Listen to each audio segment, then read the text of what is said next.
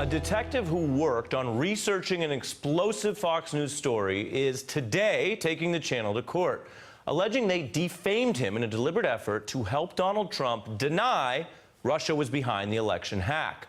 Now, all these at this point are just claims. They need to be proven. He says he has evidence, including texts and voicemails. But first, the context. DNC staffer Seth Rich was murdered in July 2016. Police say it was likely from a botched robbery. In May, though, Fox News touted a supposed break in the case. What you're about to see is a story they have not proven, which fell apart after airing, and which Fox has partially retracted. Another Fox News alert, a huge bombshell in the murder of this DNC staffer. An investigator now says Seth Rich was in contact with WikiLeaks before he was murdered. So if that is true, and we don't know yet, looks like Russia didn't give it to WikiLeaks. Right. Well, it was Seth Rich, perhaps. Perhaps. Fox News claiming maybe Russia didn't do the hacking, which would undermine the felony at the heart of Mueller's investigation and perhaps exonerate President Trump. But they didn't have evidence for that bizarre claim, and this lawsuit drives another nail in that coffin because the investigator, who we're about to hear from, who worked on the case, says Fox News made up the few false quotes they had for the story, alleging Wheeler's reputation destroyed by defendants' decision to defame him.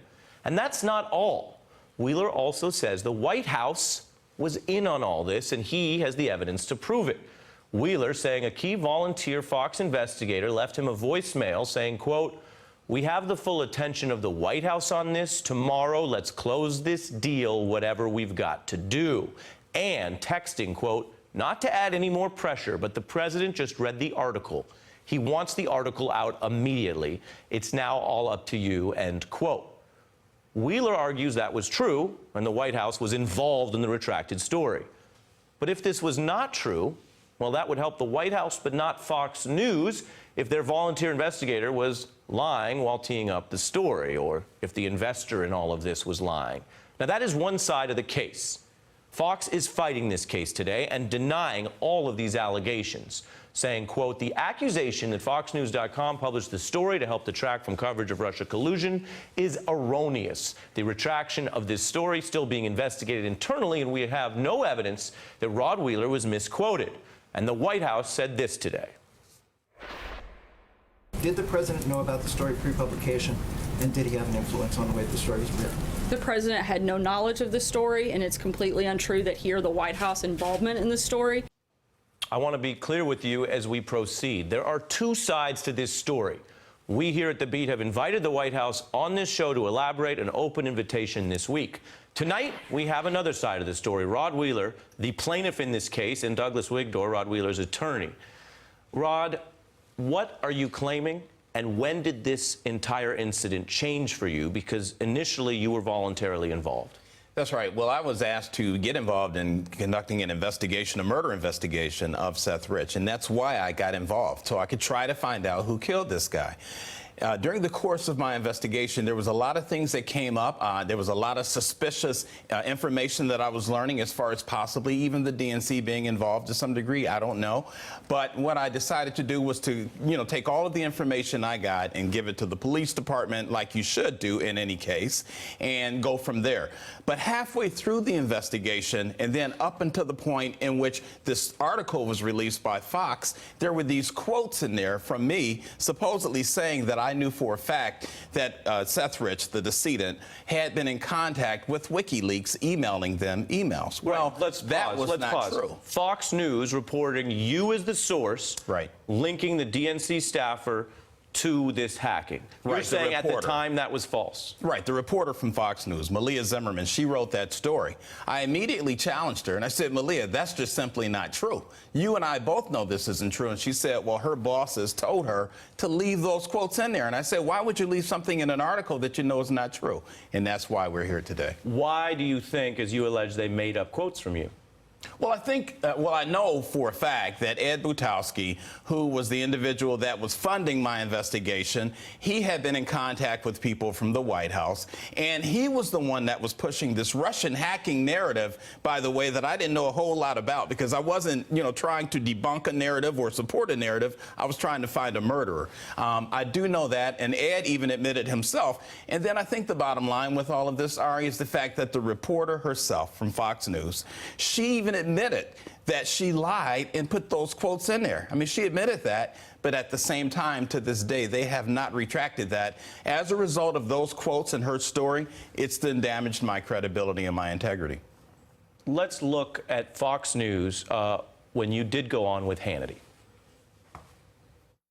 There was a federal investigator that was involved on the inside of the case, a person that's very credible. He said he laid eyes on the computer and he laid eyes on the case file. When you look at that with the totality of everything else that I found in this case, it's very consistent for a person with my experience to begin to think, well, perhaps there were some email communications between Seth and WikiLeaks.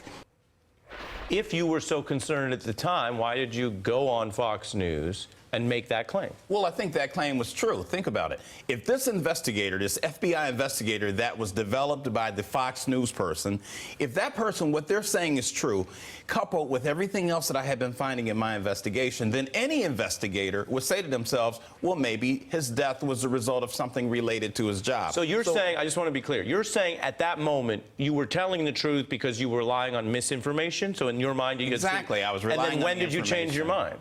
Well, I never actually changed my mind. See, I never backtracked anything because I actually never made those statements, those quotes in the first place.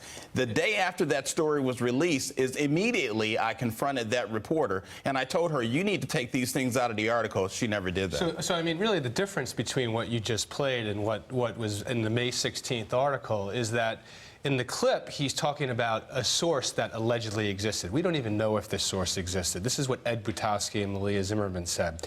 When they did the May 16th article, they attributed everything to Rod having seen these emails, and he never saw the emails. And as he said, both Malia Zimmerman and Ed Butowski both admitted that these quotes weren't right. In fact, Ed Butowski said, you know what? These are words that you never said, but you're going to win an award for having said these words you never said. The best legal defamation point here is whatever happened, we're now at a place where everyone, including Fox News, has said part of this was wrong. Then you have the other part of your complaint, which is this documentary evidence and text that the president of the United States was personally involved in reviewing this story before it was published and pushing it out. When did you learn about that, and why do you believe that to be the case? Right, I learned about that from Ed Butowski. He's the one that sent me an email, which I've, shown. I mean, I'll show the emails, and I have shown them, and voicemails, where he said the president has reviewed the story. This is the story that the reporter was going to release. This is before the story was released. This is what he sent to me. The president has reviewed this story and wants it out there. Wow. So hold on. Now, this comes from Ed Butowski. Right. What did you think when you got that text? Well, first of all, I'm thinking, why would the president have to review a story pertaining to the murder of a guy in D.C.? Why would the president even be involved in this? But at that point, Ari, it was rather obvious to me that they actually lured me into this investigation, they meaning this Fox News reporter and Ed Butowski, to substantiate this Russian narrative thing or to debunk that, when in fact they told me that I was really getting involved just to solve a murder. So all I want them to do is to correct the record. Right, just your tell theory. the truth. I mean, this is why this is a weird one. But you have some texts here that make it more than a theory. Your argument is that they pulled you in to use you in part of this investigation, and that Fox News and the White House were advanced planning it. And I want to read from one of the emails that you have in your complaint. Basically showing the plan in advance. Quote, one of the big conclusions that the Fox volunteer here said we need to draw from this is that the Russians did not hack our computer systems and steal emails, and there was no collusion like Trump with the Russians. Why is that important, and what did you think then if you learned that that was part of the goal, not solving the murder, quote unquote. Right. Why would they have me then be investigating this thing as a murder when in fact their alternative motive was to debunk a Russian hacking narrative, which was unfair to me because as a result of that story, like I said, it killed my credibility. It made it seem like I was backtracking on something. But if you think about it, I never backtracked because I never said those quotes. And Douglas, I want to ask you a question with the time we have. Sure. The arguments just made will be tested in court for their veracity. Sure. Based on whether they were lying to you, lying to the public, and whether that meets a defamation standard. You also, though, in this complaint have these explosive allegations about the White House. You don't need those to win your case, though, do you? Why are they in there? We don't need them, but it's the backdrop for why they defamed Rod. And, it's really interesting because you read the statement by Fox. They say that our claims are erroneous, but then they go on to say that they're still investigating it. So how could they already conclude that they're erroneous if they're still going through an investigation? We're going to take discovery in this case. We're going to see the emails or texts or phone calls or visits to the White House between Ed Butowski and President Trump and other people in the White House. And we're going to get even more information in this case. And what's really amazing, last point, is that the general counsel of 21st Century Fox, Gerson Zweifach, was in England trying to convince the regulators in England that they should be able to purchase Sky and that they met the broadcasting standards by implementing new policies the day before this article came out. Rod, final question. Is there anything you want to say to President Trump, who is named in your suit, with regard to reviewing this article? And number two, anything you want to say to Mr. Rich's family?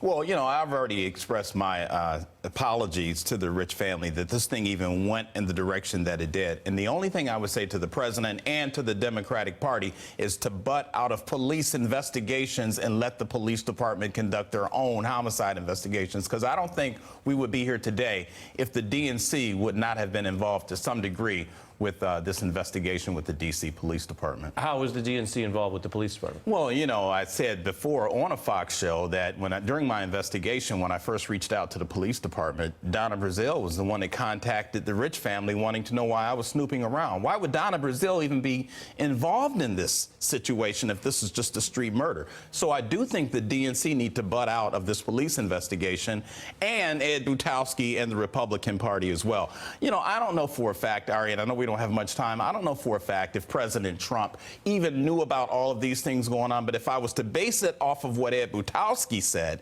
then I would say, yes, he did. I don't know that for a fact, but I think politicians need to butt out of police work and let cops do their jobs. Hey there, I'm Chris Hayes from MSNBC. Thanks for watching MSNBC on YouTube. If you want to keep up to date with the videos we're putting out, you can click subscribe just below me or click over on this list to see lots of other great videos.